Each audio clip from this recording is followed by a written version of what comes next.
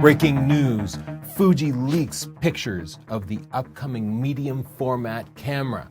DJI leaks the new Mavic 4 Pro, which I'm totally going to buy.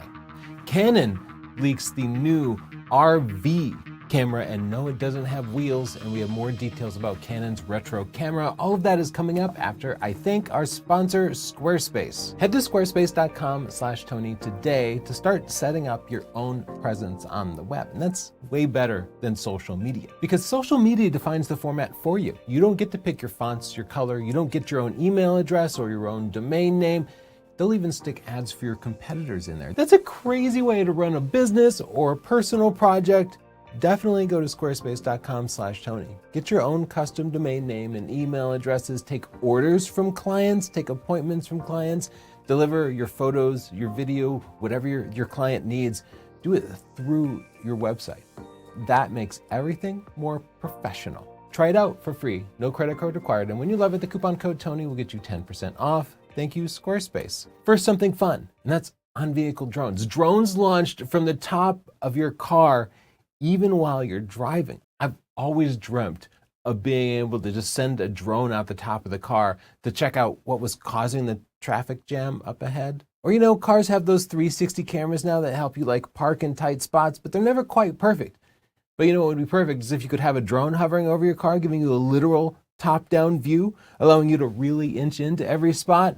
Or maybe you just want to send a drone out to record your adventures while you're driving down that mountain road, just making you look super cool. Well, 3 Chinese companies are making that happen. Lingyuan, BYD, the car manufacturer, and DJI, the drone manufacturer, are putting together something you can actually buy for just a couple of grand, where that can be a reality. I don't know that Chelsea's gonna let me mount a drone to the top of her Porsche, but we'll see. Now, more leaked information about the Fujifilm GFX100RF. This is a medium format fixed lens camera. It's a rangefinder style, but does not have an optical viewfinder, just an electronic viewfinder. The lens seems to be 300 f4, which I think is a medium format. So in 35mm terms, that would be a 27mm f3.1. It will not have sensor stabilization, which is too bad. It could really benefit that, but they're trying to keep the cost down. It'll be available in either all black or black with probably a chrome top. And it's going to be about $5,000 US or 5,500 euros. It should be here March 20th. But let's take a look at some of the pictures. Now, Fujifilm launched an actual teaser where they literally showed it for just the briefest amount of time, but the smart people at FujiRumors.com extracted that so we can get a sense for how big it's going to be. So if you compare it to Fuji's GFX50R, one of the smallest medium format cameras out there, you can see it's going to be a little bit smaller, owing to the fact that it's not an interchangeable lens camera. It's a fixed lens camera, so they could design things without that lens mount in there. If you compare it to the APS-C X Pro 3, which is a pretty big APS-C camera, one of my favorite cameras, it's a little bit bigger than that, but with a sensor that's about twice as big. So that's going to be a big difference. But keep in mind the X Pro 3 has a true optical viewfinder. And if you compare it to the X100VI, it's going to be significantly bigger, but similar in function. But again, the X100VI has a proper optical viewfinder and sensor stabilization, which the GFX will lack. Here's some other leaked pictures via Fuji Rumors, sort of showing you the interesting front dial, a little switch there. You can see a special dial for dialing in your aspect ratio, which seems like a silly thing to have a dial there for, since I don't frequently change the aspect ratio, but I guess they want to emphasize that you can crop to 1:1 and still have a good sensor size because it's medium format.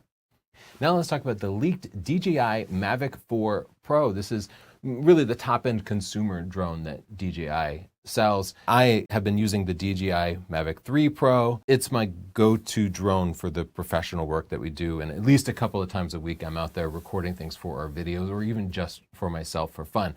So I will definitely be upgrading to this as soon as it's available. So subscribe to see our full review of that. This comes via dronexl.co. And here are their actual product shots. And you can see the camera is distinctly different. It's bigger. It's still Hasselblad labeled, but it's projected out the front and it looks like it has the ability to look up. Indeed, it will be able to tilt and shoot almost straight up, which does more than just allow you to shoot straight up. But it means that you'll be able to film straight, even when flying forward at high speeds or flying into a strong headwind. Here's a picture of it closed up. So you can see it's still going to fold up and still be pretty compact. Here's a leaked image of it covered in some kind of testing labels. You can see it seems to be hooked up to a computer or a battery charger. Drone XL is saying the gimbal can rotate, so we should be able to shoot vertical video, which is something I'm really missing on the Mavic 3 Pro. Some of the DJI drones shoot vertical video natively, but the Mavic 3 Pro does not. So if you're shooting video for your Instagram reel, your TikTok or something, you end up cropping the horizontal video, which of course changes the focal length. It's going to be really tight and also reduces the video quality. So being able to natively film vertical would be a big bonus for me. Here's a shot of it flying. Now let's talk about the Canon RV. This is a weird name. It's like EOS R. So the R is referring to the mount, the R10. They all have R in the name, and the V stands for video. But the problem is RV is already a term in the United States. It stands for recreational vehicle. So it's weird to say the Canon RV and not be talking about a big motorhome on wheels. Anyway, this comes to us via canonrumors.com. And here's an actual picture of it where we can actually see the name. This is going to be a creator camera. I'm guessing it's also available in black. Based on the lens, I'm pretty sure it's an APS-C camera. So this seems to be a competitor to Sony's own little creator camera, the ZV-E10 or 10 Mark II, a camera that we loved and regularly recommend. Canon's cameras have excellent video autofocus and capabilities, so I think this is going to be a real winner. And we can see a lot of features of this are set up with the creator in mind. I can see there's a little hinge on the side there, so it's definitely going to have a flip forward screen. It's got a record button in the lower right corner there, and it looks like it has tally lights in the front, so the person on camera knows that they're being recorded. The lens that's attached seems to be an APS-C power zoom lens. I can't quite make out the focal length, but it could be 14 to 35 or 11 to 35, which with Canon's 1.6 times crop is going to be basically the perfect focal length for vlogging style stuff. You can see the shutter itself has a switch for power zooming in or out. Notice off to the right side of the camera, there seems to be a tripod sticking into it, which means it must have a tripod mount on the side. Finally, we've been asking for this for the longest time. Seems like camera manufacturers are finally figuring out that people make vertical video, and thus you don't want to have to attach a whole bracket to turn your camera sideways. Most video created and consumed nowadays is vertical. This horizontal format, actually a little bit outdated, and yet camera manufacturers still haven't figured it out because they have like a 5-year lead time. They finally gave us a tripod mount on the side, even though the image itself is still showing the camera held horizontally. They still haven't quite figured out vertical video. But guys, vertical video is a thing. You also notice that it has HDMI out on the side, though not a lot of creators use that. Some people want to use an external monitor. We also have some new details about Canon's retro camera, and some interviews with Canon execs seem to indicate that this is definitely coming. Everybody seems to think it's going to be an AE1 styled camera, which is literally what we've been asking for 6 or 7 years now because we love the design of the AE1. Canon Rumors is saying that it's going to have a 24 megapixel sensor non-stacked. So this is probably the sensor from the Canon R8, which we absolutely love the Canon R8. Great multi-purpose camera, though the Canon R8 is fairly cheap, and this will be about $2,000.